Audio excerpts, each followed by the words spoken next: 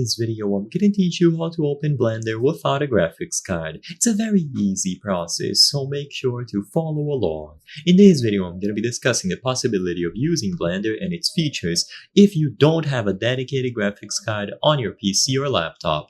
So, to keep it simple, you can definitely open and use Blender without a dedicated graphics card. Blender will then rely on your integrated graphics, which is built into your CPU.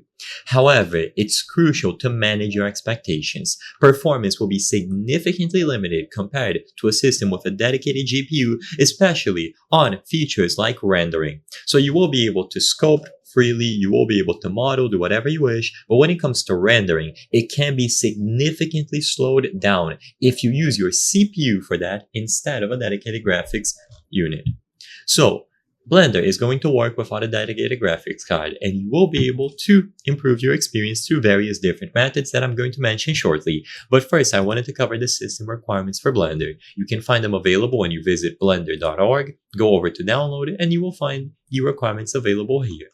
Now, as you can see for Windows, I'm going to open all of them if you want to take a look, but I'm going to be focusing on Windows in particular. They will mention a minimum of Windows 8.1, but recommend Windows 10 or 11. The CPU should have a bare minimum of 4 cores, and recommended is 8.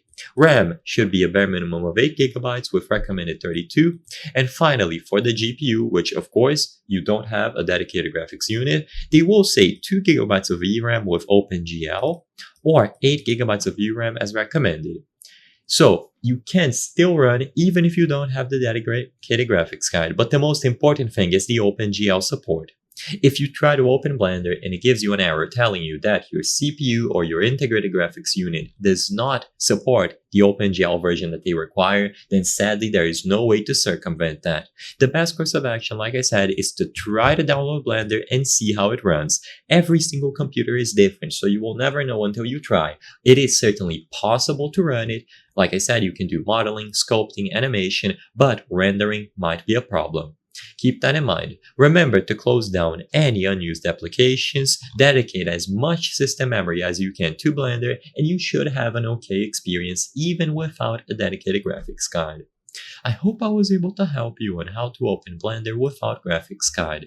If this video helped you, please be sure to leave a like and subscribe for more very easy tips. Thank you for watching.